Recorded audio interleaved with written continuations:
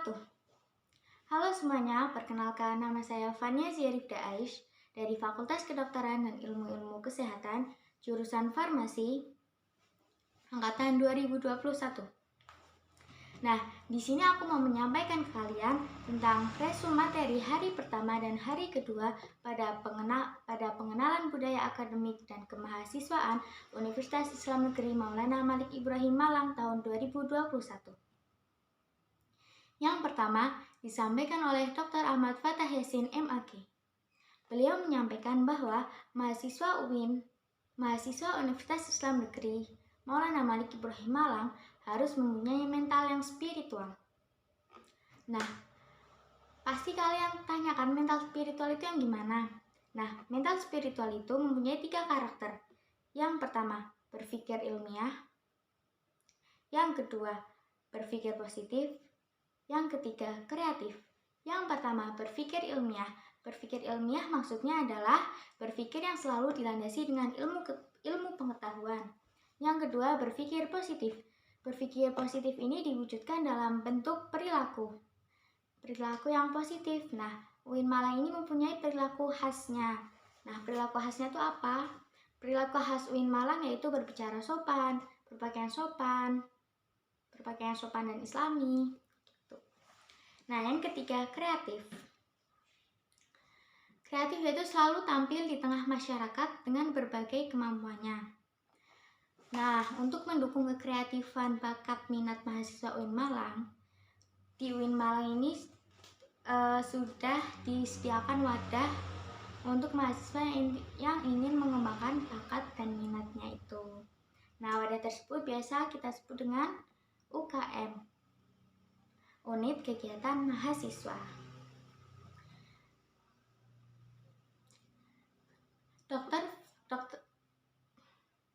Dr. Ahmad Fatah Yasin juga menyampaikan pesan kepada kita jika nanti kita sudah kuliah dan ingin menyampaikan aspirasi bisa melalui Dewan Eksekutif Mahasiswa atau disingkat DEMA. Terus harapan beliau kepada mahasiswa yaitu mahasiswa memiliki semangat untuk belajar. Nah, ada kabar baik nih. Kabar baiknya di UIN Malang ini udah ada sistem fast track. Fast track itu apa? Fast track yaitu merupakan program percepatan kuliah yang memungkinkan mahasiswa meraih gelar S1 dan S2 dalam waktu 5 tahun. Selain efektivitas waktu, mahasiswa juga dapat mengefisiensikan alokasi biaya untuk studi lanjut S2.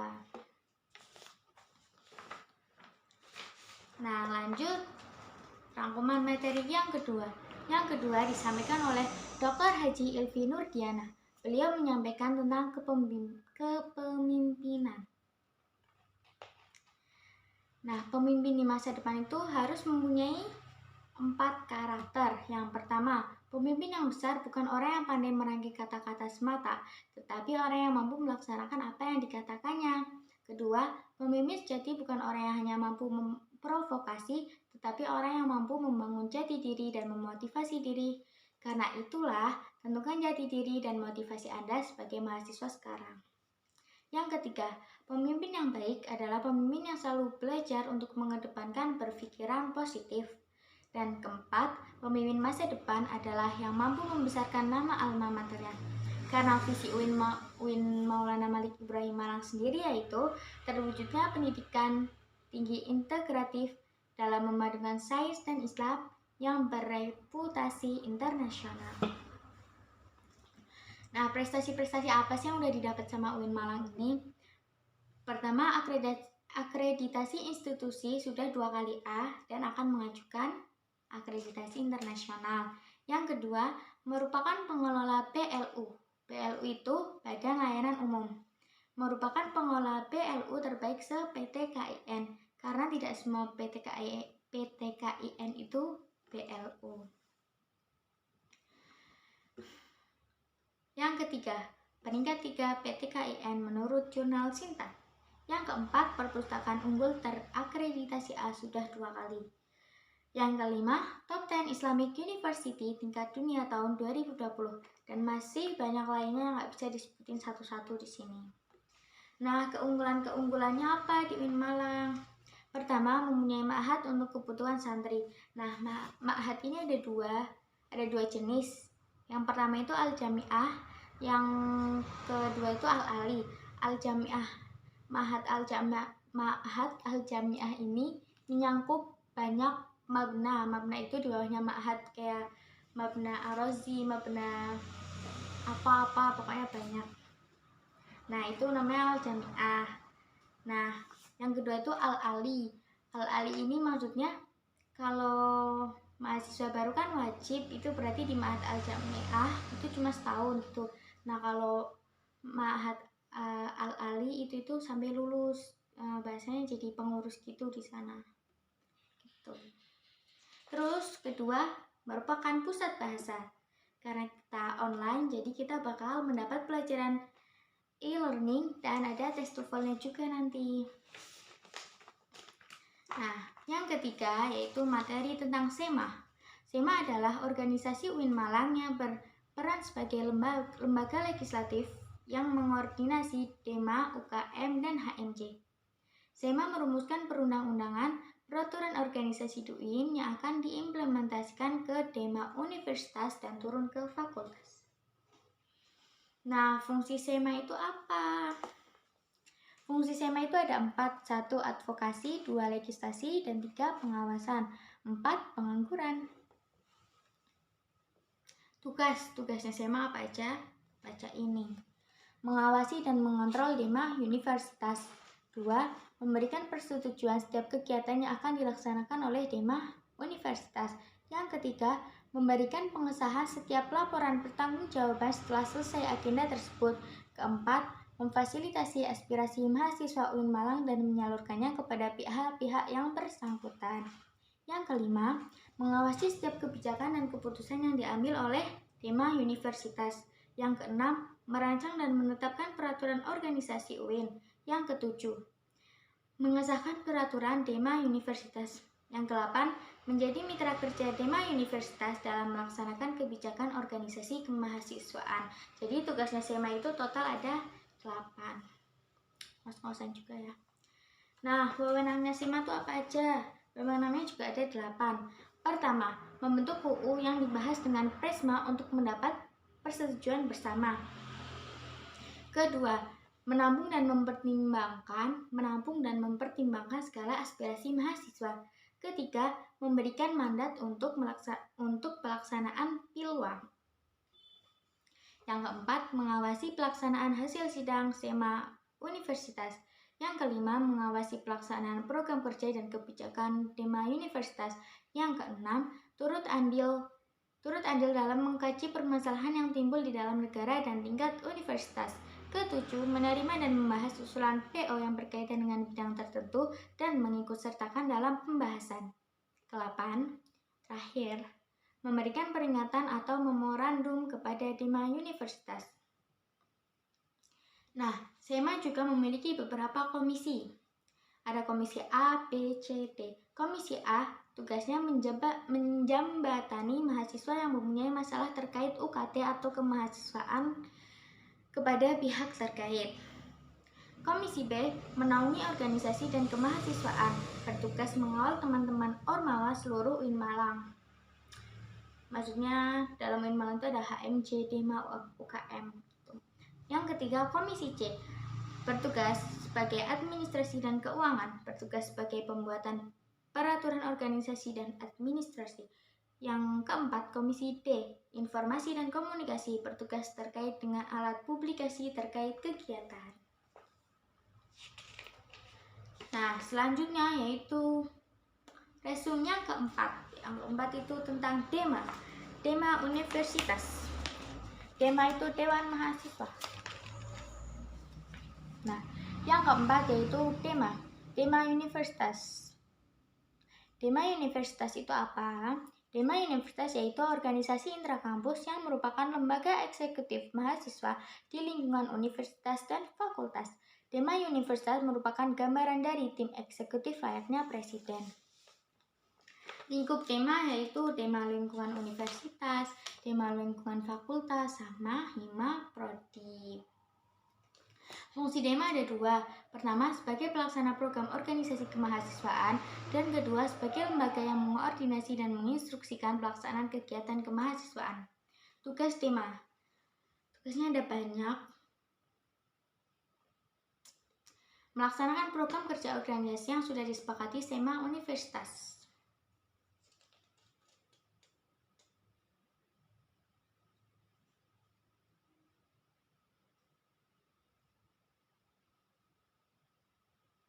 Nah, tugasnya itu apa aja? Rincian dari poin 1 tadi. Kementerian Dalam Negeri mengordinasi dan mengkomunikasikan sebagai internal dalam UIN Maulana. Nah, kalau Kementerian Luar Negeri gerak langkah keluar mengkomunikasikan lembaga UIN Malang dengan luar UIN Malang. Yang ketiga, Kementerian Sosial pengembangan atau kajian terkait isu-isu sosial, hukum, politik. Dan yang keempat, Kementerian Agama upaya kolaborasi sebagai kampus ulul albab, integrasi keilmuan antara sains dan agama yang menjadi titik kekuatan insan-insan yang mempunyai jargon ulul albab. Yang kelima, Kementerian Pengembangan dan Kreativitas. Tugasnya menyatukan lembaga-lembaga menjadi satu kesatuan yang utuh, memberikan kreativitas agar bisa berkembang. Yang selanjutnya, Kementerian Komunikasi dan Informasi. Tugasnya untuk publikasi mensandingkan apa yang dilakukan atau yang akan atau yang telah dilakukan. Nah, dari program kerja yang segitu banyak, itu ada program kerja prioritas. Ada Sahabat Desa, Sapa Sekolah, Sosial Hukum Politik, atau Rihla Parlemen. Pertama, Sahabat Desa meningkatkan kepekaan mahasiswa terhadap masyarakat sekitar yang akan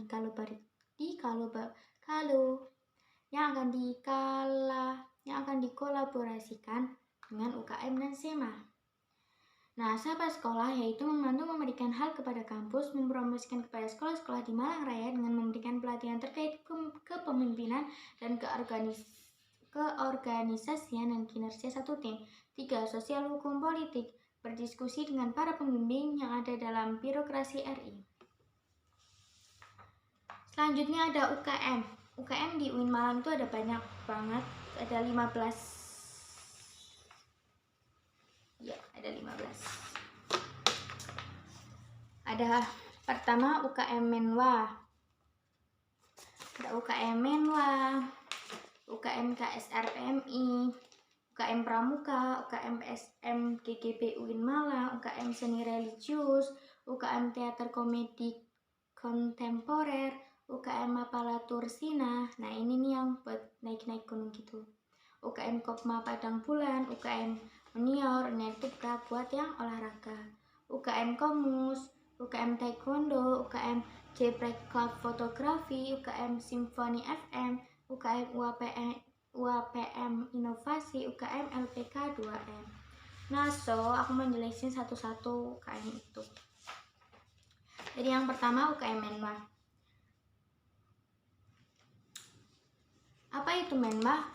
Menwa merupakan salah satu UKM yang dimana memiliki tujuan sebagai berikut. Tujuannya ada 3. Pertama, mempersiapkan mahasiswa yang memiliki pengetahuan sikap disiplin fisik dan mental serta berwawasan kebangsaan agar mampu melaksanakan tugas Tridharma perguruan tinggi dan menanamkan dasar-dasar kepemimpinan dengan tetap mengacu pada tujuan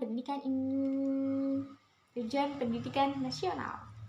Yang kedua, sebagai wadah penyaluran potensi mahasiswa dalam rangka mewujudkan hak dan kewajiban warga negara dan bela negara. Yang ketiga, mempersiapkan potensi mahasiswa sebagai bagian dari potensi rakyat dalam sistem pertahanan rakyat semesta, disingkat SISHANRATA. Sistem Pertahanan Rakyat Semesta. Terus, fungsinya itu ada 9.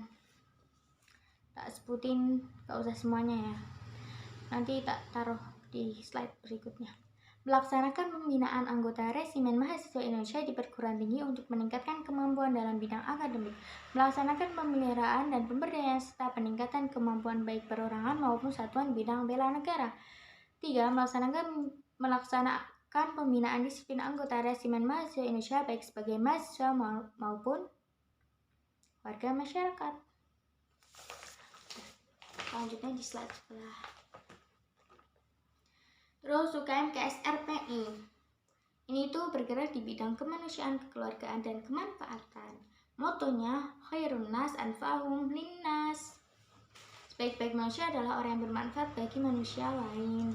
Terus UKM Pramuka, tugasnya itu 1-3 bulan sekali. Ada rapat kerja, rapat bulanan, rapat internal bidang, rapat anggota, rapat triwulan, welcome party, logbook or memo, pembuatan KTA or SIPA, pembuatan seragam rencana, 10 tabungan wajib.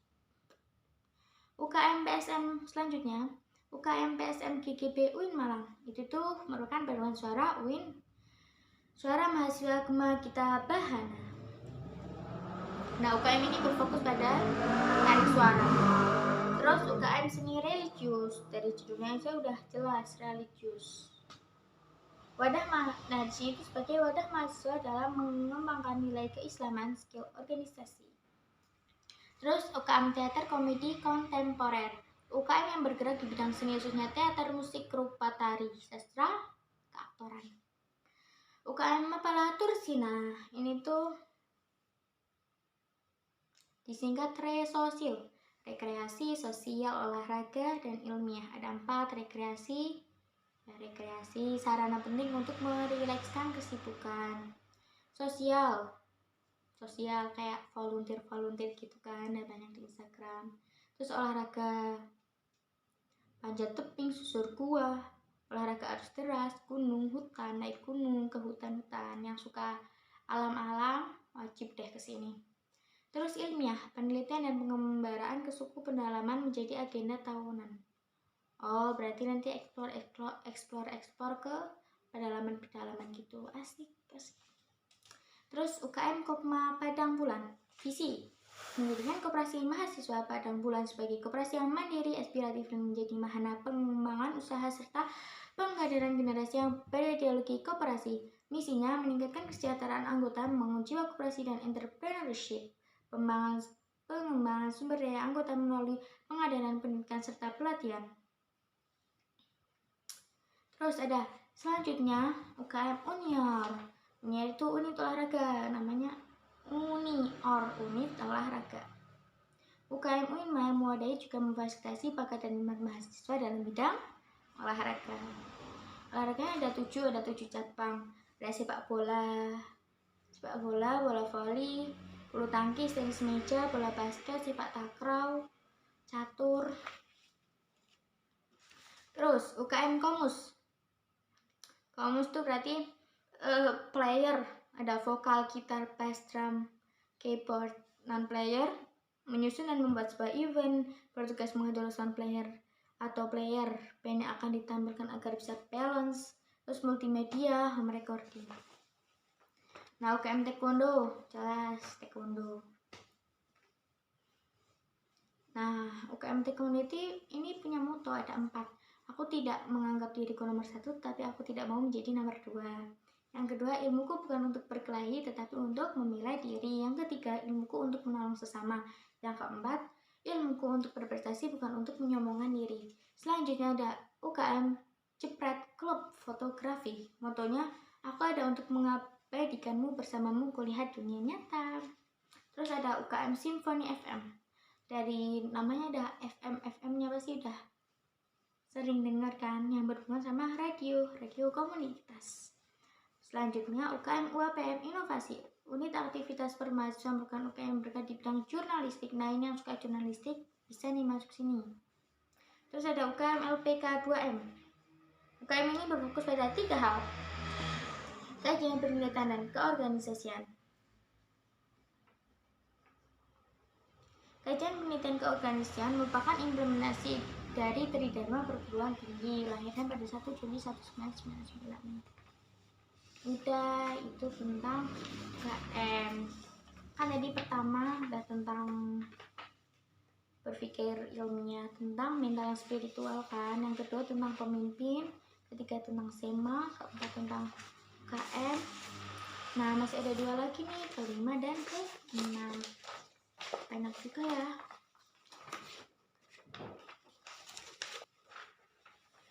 Lanjut yang ke-5.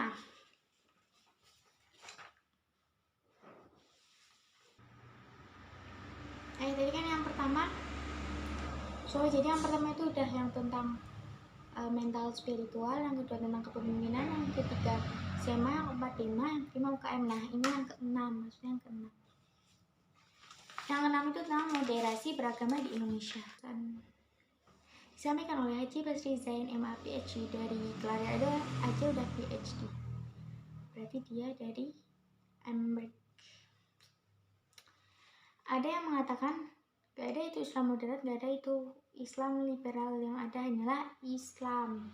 Maksud moderat di sini tuh tengah-tengah loh, jadi kita nggak ekstrim, nggak ke kanan, nggak ke kiri.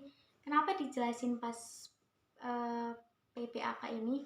Soalnya di universitas nanti pasti kita bakal ketemu banyak banget golongan, banyak banget aliran.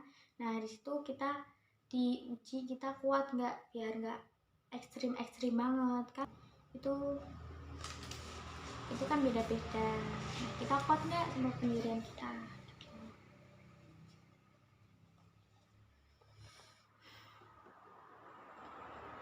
Kenapa harus moderasi? Moderasi itu penting. Kenapa? Soalnya ya di tengah-tengah. Nah, intinya disampaikan beliau itu intinya kita harus menjadi muslim yang moderat. Moderat itu di jalan tengah, nggak ekstrim ke kanan, nggak ekstrim ke kiri. Nah, segitu aja dari aku. Segitu aja rangkuman aku hari ini dan kemarin. Semoga bermanfaat buat kalian yang mau masukin Malang juga biar bisa tahu. Segitu aja, segini aja udah alhamdulillah ya. Udah lebih dari 15 menit. Sekian dari saya. Kurang lebih mohon maaf. Assalamualaikum warahmatullahi wabarakatuh.